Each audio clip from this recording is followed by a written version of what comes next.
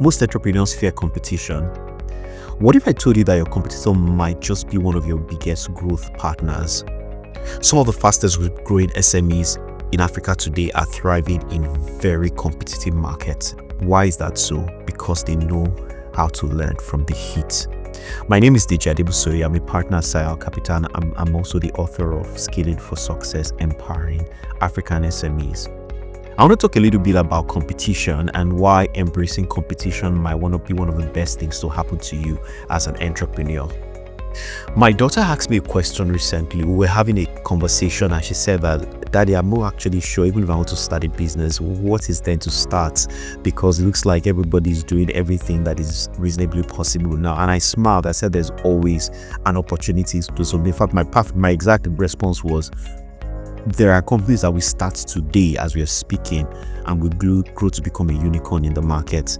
So the question to ask is, how do they find that niche to operate in a highly competitive market? I'll give you an example and I'll give you a story. Flutterwave is a good example. When Flutterwave entered the market in 2016, the market was already awash with several payment platforms. There were already existing players like InterSwitch, like Paystack, and other global giants like PayPal, who was trying to get its feet into the continent. But the reality was that despite that competitive market, Flutterwave found a way to still come into that market and grow. They learned from their predecessors. So one of the things they did was they observed how InterSwitch had built a solid foundation with banks and the large institutions, but they were yet to crack small to startups and SMEs, the payments in that segment. So what Flutterwave did was they built a platform that made it super easy for small businesses to accept payments online, globally, and locally. This was a game changer for them.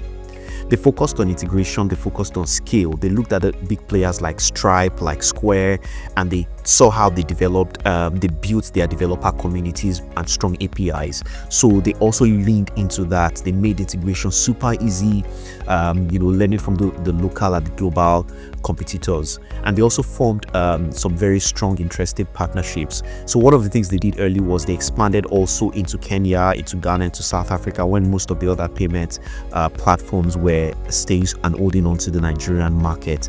They also signed partnership agreements with the likes of Uber, with the likes of and other global platforms actually, and they leaned into that B2B network system. Beyond payments, they also looked at how do we innovate. Everybody was staying in payment, but they wanted to do something beyond payments. They wanted to get into, they started doing what they call store for SMEs. They were offering storefronts, invoicing, and many more. And more just recently, it was just announced that they are partnering with the Nigerian government to now provide tax payment platform. This is how they came into a market that you would have argued could no longer take any other payment platform at that point. And guess what?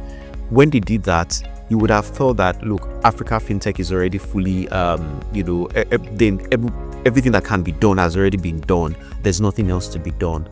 But MoneyPoint said, no, there's still a point and a place for me to play in this market. They came into the market, they disrupted the market in their own way. Almost every SME that you see today actually making payments using the MoneyPoint POS terminal.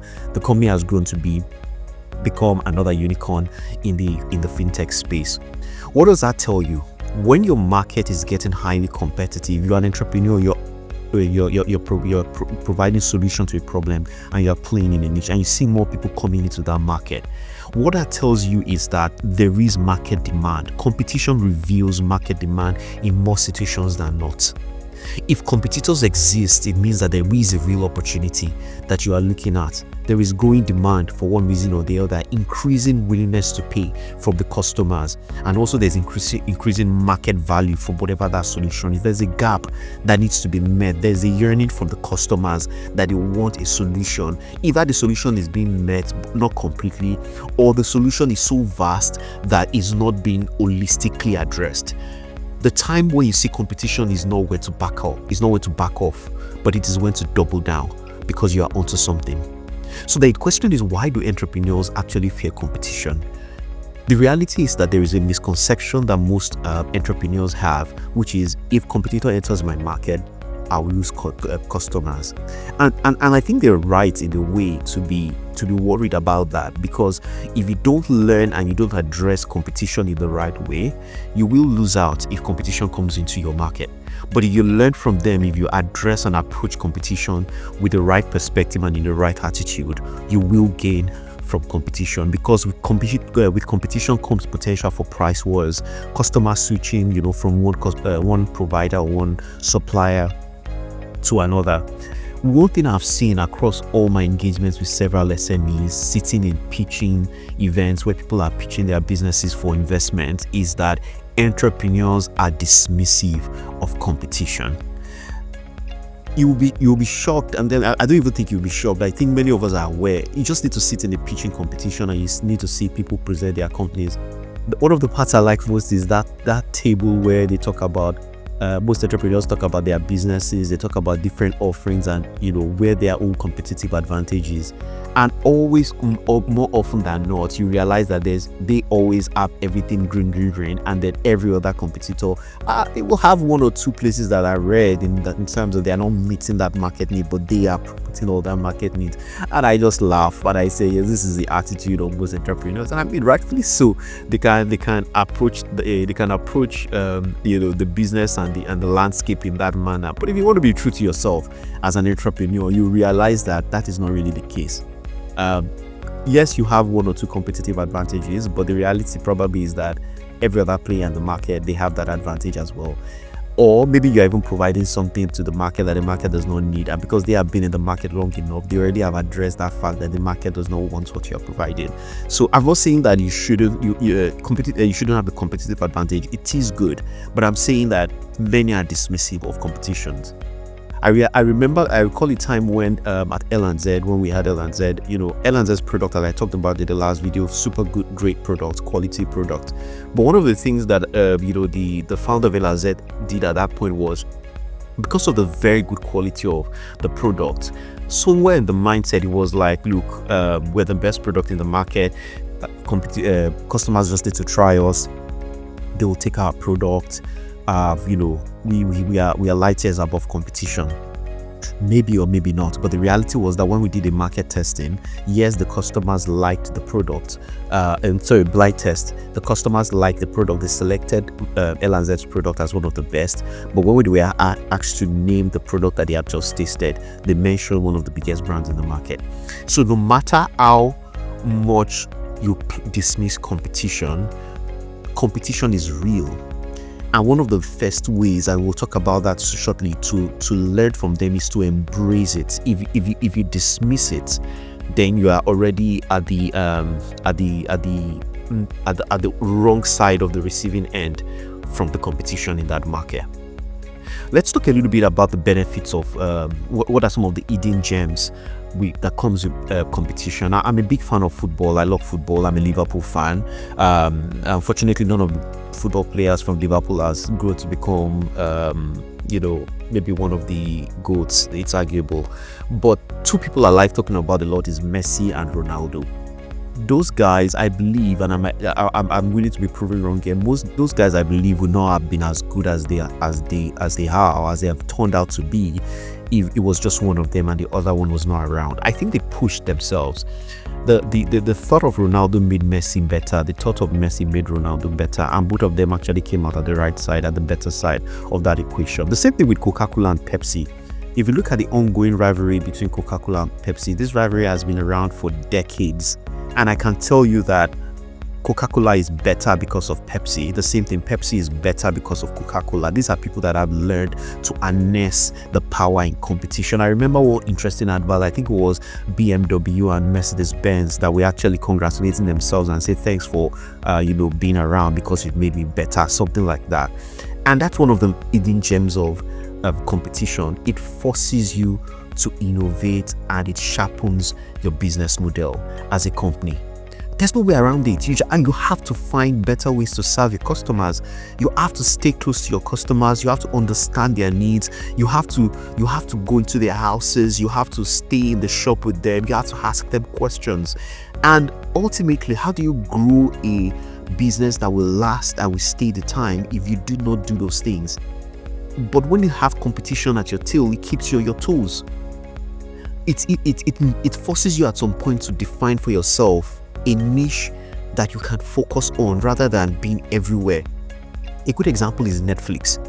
When Netflix started, Blockbuster was like the biggest home video company. They borrow DVDs to their customers. Netflix came, a small startup. They disrupted that market, and they came with they started doing DVDs as a mail subscription. So you subscribe through mail and they deliver to you and it is returned. But eventually, they moved to online streaming. But several other companies started providing online streaming services. Guess what Netflix did? They started focusing on original content. They produced movies like House of Cards, Stranger Things, and many others that you've seen. And while many are doing that as also now, but that helped to force them, into becoming into carving out a niche for themselves very early on that most have followed now. But it helped them to become a leader in that market, and they're still a leader by many many measures. They're still a leader in that online video streaming market. The same thing if we bring it closer to home in Africa. Twiga, many of us might know Twiga. It started off as a platform that connected farmers, with the off-takers that were selling the products or that were consuming the products, cold chain storage products.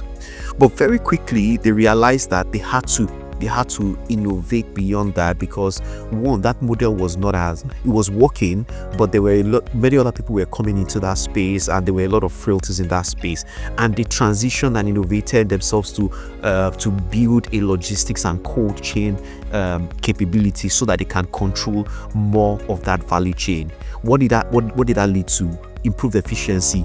They reduced a lot more food waste. They expanded their supplier base across Kenya. These are some things that competition helps you to do. It forces you to innovate. It forces you to sharpen your business model. You focus more. You are better alert to the things that are happening in your environment. You are continuously improving yourself. It keeps you sharp. It keeps you focused. It keeps you proactive. You're not complacent.